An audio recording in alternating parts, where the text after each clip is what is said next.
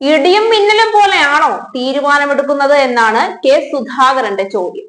വിഷയം നിലമ്പൂർ ഉപതെരഞ്ഞെടുപ്പിന്റെ അൻവറിന്റെ UDF പ്രവേശനവും സ്ഥാനാർത്ഥി നിർണയവും ഒക്കെ തന്നെയാണ്. ഇടിയും മിന്നലും പോലെ അല്ല തീരുമാനമെടുക്കുന്നത്. പക്ഷേ തീയും പുകയും വെടിയൊച്ചയും ഒക്കെ UDF-ൽ നിന്ന് പുറത്തു കേൾക്കുന്നത് പൊതുജനത്തിന് നന്നായി അറിയാം. ഒരു സ്ഥാനാർത്ഥിയെ ഉപതെരഞ്ഞെടുപ്പിൽ നിർത്തണം. അത് കരുത്തനായ ഒരു സ്ഥാനാർത്ഥി തന്നെ വേണം. ഏത് രാഷ്ട്രീയ പാർട്ടിയെ സംബന്ധിച്ചും അതൊരു വെല്ലുവിളി തന്നെയാണ്.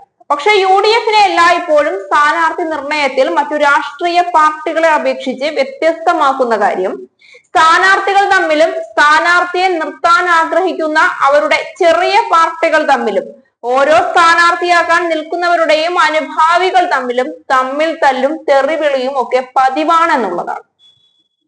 ഒരു സ്ഥാനാർത്ഥിയെ നിർണയിക്കുമ്പോൾ എതിർ സ്ഥാനാർത്ഥിക്ക് അത്രയും എതിരാളിയാകാൻ കരുത്തനായ ഒരാളെ കണ്ടെത്തുക എന്നുള്ളതാണ് എല്ലാ പാർട്ടിക്കാരുടെയും വെല്ലുവിളിയെങ്കിൽ കോൺഗ്രസിനെ സംബന്ധിച്ച് മുഴുവൻ ആൾക്കാരും മത്സരിക്കാൻ നിൽക്കുമ്പോൾ അതിൽ നിന്ന് മറ്റുള്ളവരെയൊക്കെ ഉപദേശിച്ചു നന്നാക്കി വഴിതെറ്റിയ കുഞ്ഞാടുകളെ ഒക്കെ നേർവഴിക്കു നയിച്ചുകൊണ്ട് അതിൽ നിന്ന് ഒരാളെ തിരഞ്ഞെടുക്കുക എന്നുള്ളതാണ്. അമ്പിനും വില്ലിനും അടുക്കാതെയാണ് കോൺഗ്രസിലെ നേതാക്കന്മാർ ഒക്കെ ഒരു തിരഞ്ഞെടുപ്പിനെ അഭിമുഖീകരിക്കുന്നത്. തെരഞ്ഞെടുപ്പ് ചർച്ചകൾ നടക്കുമ്പോൾ തന്നെ ഇത്തരം തമ്മിൽ തല്ലു കാണുന്ന പൊതുജനം ഇവർക്ക് എങ്ങനെ വോട്ട് കൊടുക്കും? ഇപ്പോൾ ഇത്തരം ചർച്ചകളൊക്കെ കഴിഞ്ഞ് പുറത്തേക്ക് വന്ന കെ സുധാകരനും രമേശ് ചെന്നിത്തലയും VD സതീശനും PV അൻവറും ഉൾപ്പെടെയുള്ള സംഘമാണ് മാധ്യമപ്രവർത്തകരുടെ ചോദ്യത്തിന് മുട്ടാമ്പോക്ക് ന്യായം പറഞ്ഞ് തടിതപ്പിയത്. ഒന്നുകിൽ അൻവറിന്റെ ഭീഷണിക്ക് കോൺഗ്രസ് നേതൃത്വം മുട്ടിടിച്ച് നിന്നിട്ടുണ്ടാകണം, അതല്ലെങ്കിൽ അൻവറിനെ തള്ളി നിലമ്പൂരിൽ സമ്പൂർണ്ണ പരാജയം ഏറ്റുവാങ്ങാമെന്ന ഉറപ്പോടെ ആയിരിക്കണം നേതാക്കന്മാർ പുറത്തേക്ക് വന്നത്. എന്തായാലും അരിശം തീർത്തത് മാധ്യമങ്ങളോടാണ്. ഇതൊരു രാഷ്ട്രീയമല്ലേ, അപ്പോൾ അതിൻ്റെതായ സമയമെടുക്കുമെന്ന് പറഞ്ഞ കെ സുധാകരന് മലയാളം പോലും വഴങ്ങാതായി.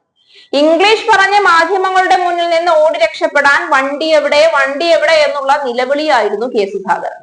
It will take its own time എന്നാണ് സുധാകരൻ പറഞ്ഞത്. ഈ ടൈം തെരഞ്ഞെടുപ്പ് കഴിയും വരെ പോകുമോ എന്ന കാര്യം കണ്ടറിയണം. എന്നാൽ മറ്റു ചോദ്യങ്ങൾക്കൊക്കെ UDF-മായി ആലോചിച്ചു മാത്രമേ മറുപടി പറയാൻ കഴിയൂ എന്ന നിലപാടിലായിരുന്നു സുധാകരൻ. പിന്നെ എന്തിനാണ് ഇപ്പോൾ ചർച്ച നടത്തിയത് എന്ന് ചോദിക്കരുത്. ചർച്ച പരാജയപ്പെട്ടിട്ടില്ല. അൻവർ കൂടെ തന്നെ നിൽക്കും. അൻവർ വെറും കൈയുമായാണ് തങ്ങളുടെ അടുത്തേക്ക് വന്നത് എന്നാണ് കോൺഗ്രസുകാർ പറയുന്നത്. ശക്തമായ ആയുധം അരയിൽ ഒളിപ്പിച്ചവന് പിന്നെ കയ്യിൽ ആയുധം കരുതേണ്ട കാര്യമില്ലല്ലോ എന്ന് അൻവറിന്റെ ചിരി. മിക്കവാറും UDF-ലെ കാര്യങ്ങൾ ഇനി തീർപ്പ് കൽപ്പിക്കുന്നത് അൻവർ ആയിരിക്കും. ഹൈക്കമാൻഡിനോട് കൂടി ആലോചിച്ചിട്ട് വേണം ഇതിനൊരു തീർപ്പ് കൽപ്പിക്കണമെന്ന് കോൺഗ്രസുകാർ പറഞ്ഞെങ്കിലും രാഹുലും സോണിയയും ഹൊറാൾഡ് കേസിൽ ഏതാണ്ട് ആകെപ്പെട്ട അവസ്ഥയിലാണ്. അൻവർ ആണെങ്കിൽ തിരഞ്ഞെടുപ്പ് തീയതി പ്രഖ്യാപിച്ചിട്ടില്ലല്ലോ എന്നും തീയതി പ്രഖ്യാപിക്കുമ്പോൾ ഞാൻ കാണേണ്ട പോലെ കണ്ടോളാം എന്നുമുള്ള ധാർഷ്ട്യത്തിലാണ് സംസാരം. ചില നേരങ്ങളിൽ മൗനമാണ് നല്ലതെന്ന് അൻവറിനും തോന്നിക്കാണണം. സമയമാകുമ്പോൾ കരുതി വെച്ച ആയുധമെടുത്ത് പ്രതിരോധിക്കാൻ അൻവറിനെ വേറെ ആരും പഠിപ്പിക്കേണ്ട കാര്യമില്ല.